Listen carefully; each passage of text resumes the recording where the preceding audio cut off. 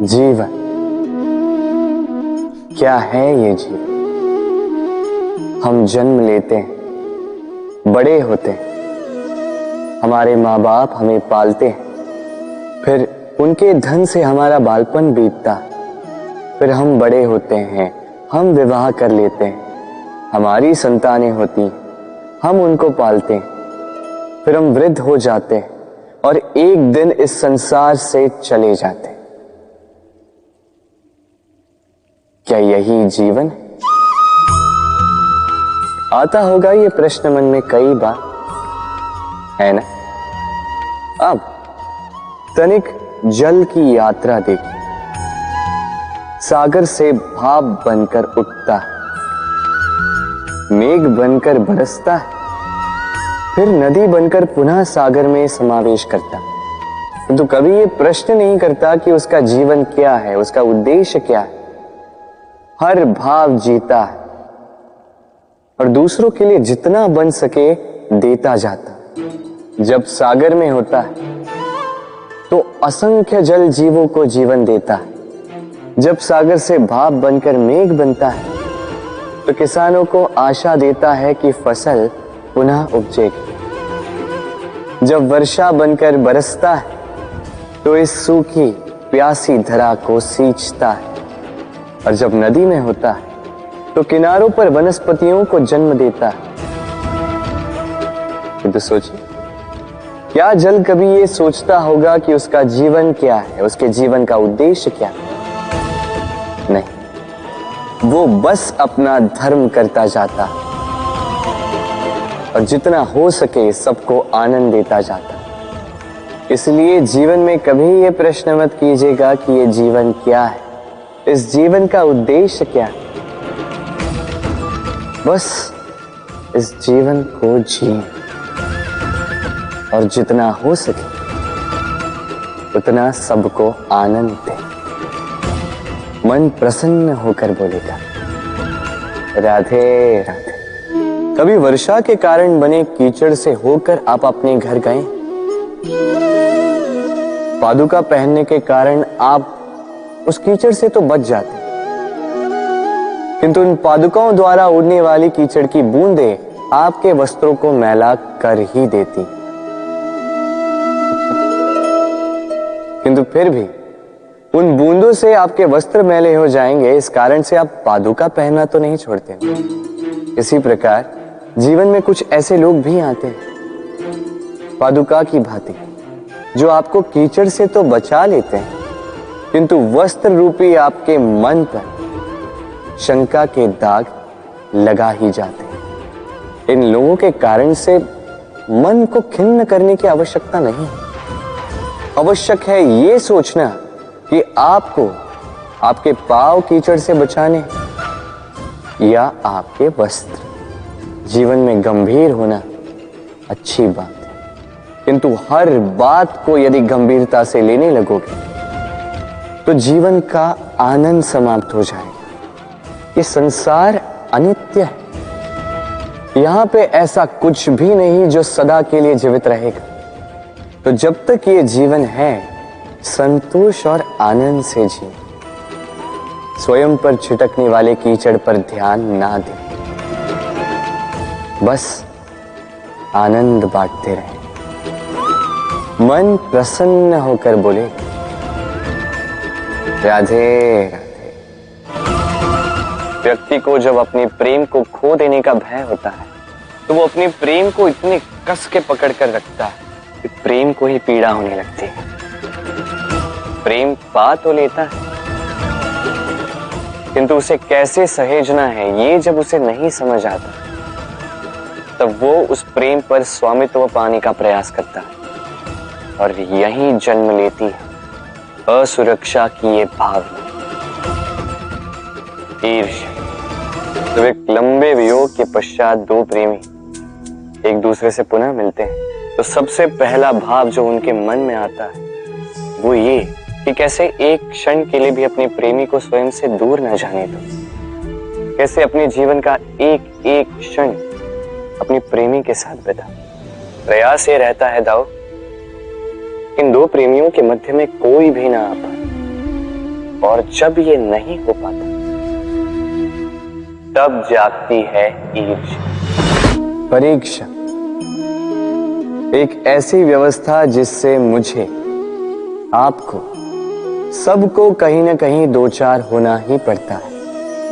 स्मरण कीजिए अपना बालपन। आप परीक्षा देने बैठे हैं। अब कुछ बालक ऐसे होते हैं जो वर्ष भर परिश्रम करते हैं, पढ़ते हैं, मन से परीक्षा देते हैं। कुछ बालक ऐसे होते हैं जो अपने आसपास बैठे बालकों की नकल करते हैं और परीक्षा में उत्तीर्ण भी हो जाते हैं। बुरा लगता है ये सोचकर कि कोई बिना किसी परिश्रम के परीक्षा में उत्तीर्ण कैसे हो सकता है। किंतु स्मरण रखिएगा, जो नकल करते हैं वो परीक्षा में उत्तीर्ण हो सकते हैं, सफल नहीं, क्योंकि वो नकल करते हैं बिना प्रश्न को समझे, बिना उत्तर का तरीका निकाले। यही हमारे साथ भी होता है। हम हमारे जीवन में दूसरों को देखते हैं, उनकी नकल करते हैं, उनकी भांति बनने का प्रयास करते हैं, किंतु ना हमारे जीवन में सफलता आती है, ना आनंद आता है। क्यों? क्योंकि हम एक विशेष बात भूल जाते हैं कि प्रत्येक मनुष्य का व्यक्तित्व भिन्न होता है। आप दूसरों की नकल करके अपना जीवन व्यतीत कर सकते हैं, किंतु यदि अपने जीवन में सफलता लानी, यदि अपने जीवन में आनंद लाना है, तो स्मरण रखिए, स्वयं के प्रश्नों का उत्तर जीवन में स्वयं को ही खोजना होगा।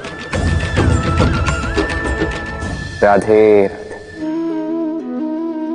मनुष्य को जब सफलता मिलती है तब उसमें जागता है अहंकार, और ऐसे में मनुष्य अक्सर एक बात भूल जाता है, झुकना। सोचता है कि मैं किसी के समक्ष क्यों झुकूं? और ऐसा इसलिए होता है क्योंकि मनुष्य एक महत्वपूर्ण बात भूल जाता है कि इस संसार में, इस जीवन में उसने जो भी प्राप्त किया है, झुककर प्राप्त किया। बालपन में चलना सीखा तो इस धरा पर झुककर, गिरकर। बड़ों का आशीष लिया तो झुककर। किसान को फसल काटने के लिए झुकना पड़ता, कुएं से पानी निकालने के लिए पात्र को झुकना पड़ता है। भगवान से आशीर्वाद प्राप्त करने के लिए उनके समक्ष झुकना पड़ता है। आंधियों में वृक्ष सुरक्षित कैसे रहते? झुककर। सम्मान कैसे पाया जाता है? झुककर। किसी के समक्ष झुकने का अर्थ स्वयं का आत्मसम्मान खो देना नहीं होता। उसका अर्थ होता है विनम्र। हम मनुष्य हैं और इस आकाश की ऊंचाइयों तक पहुंचने के लिए हमें किसी पक्षी की भांति पंखों की आवश्यकता नहीं। बस जितना झुकेंगे उतना ही ऊपर उठेंगे। राधे राधे। आप इस संसार में ऐसे कई लोगों को जानते होंगे जिन्हें आप स्वार्थी मानते हैं, जो आवश्यकता पड़ने पर ही आपको स्मरण करते हैं, अन्यथा वर्षों तक कहीं दिखाई भी नहीं देते। किंतु जैसे ही उनकी आपके सहायता की आवश्यकता पड़ती है, हाथ जोड़कर आपके सामने सज्ज रहते। बड़ा क्रोध आता है ना इनको, मन खिन्न हो जाता, मन से ये स्वर निकलता है कि इस व्यक्ति की सहायता न करें। किंतु ऐसा कभी मत कीजिए। आप सोचेंगे क्यों कह रहा हूं मैं ऐसा? स्मरण रखिएगा, दीपक का स्मरण व्यक्ति केवल तभी करता है जब अंधकार गहरा हो जाता है। उसे स्वार्थी मानकर स्वयं व्याकुल ना हो, स्वयं को दीपक मानकर आनंदित हो। भाग्यवान समझिए खुद को कि किसी को आवश्यकता पड़ने पर आपकी याद आए कि आप इस संसार में किसी की सहायता करने योग्य हैं। इस जीवन में किसी के स्वार्थी होने से स्वयं का दृष्टिकोण न बदले। बस ये दृष्टि रखिए स्वयं के परमार्थ पर। मन प्रसन्न होकर बोले, राधे राधे। मनुष्य बड़ा ही विचित्र प्राणी होता है। जब हाथ खाली होते हैं तो आंखों में स्वप्न भरे होते हैं। जब खोने को कुछ नहीं होता तो पाने के लिए प्रयास करता रहता है। निर्भय होकर आगे बढ़ता है, संकटों का, चुनौतियों का सामना करता है। किंतु जब हाथ भर जाते तो स्वप्न देखना ही बंद कर देता है। जो पा लिया उसे खो ना दे, इस भय से संकटों का, चुनौतियों का सामना करना बंद कर देता है। उस राह को ही छोड़ देता है जिस पर चलकर उसने सफलता पाई थी। ये अनुचित है। जीवन में कोई भी परिस्थिति हो, कैसी भी अवस्था, चुनौतियों को स्वीकार कीजिए, क्योंकि यदि आप चुनौतियां स्वीकार करोगे तभी आप इस संसार को कुछ देने योग्य बनोगे। यदि सफल रहे तो इस संसार को एक सक्षम नेतृत्व देंगे। यदि असफल रहे तो एक सीख कि क्या नहीं करना चाहिए। तो जीवन में चुनौतियों को चुने, चिंताओं को नहीं। राधे राधे। हमारा शरीर प्रकृति की सर्वोत्तम रचना है। जो अंग, जो तत्व हमें मिले, उन सब का अपना अपना एक संदेश है।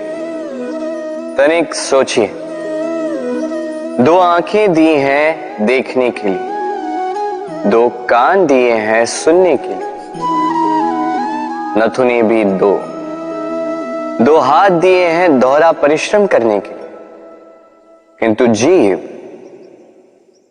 केवल एक। उस पर भी नुकीले बलिष्ठ दांत दिए हैं उनकी रक्षा के लिए। कभी सोचा है क्यों?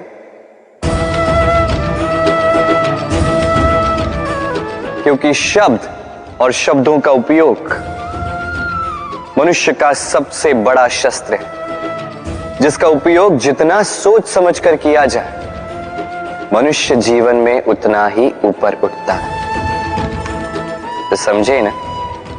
देखो, सुनो, समझो अधिक, बोलो कम।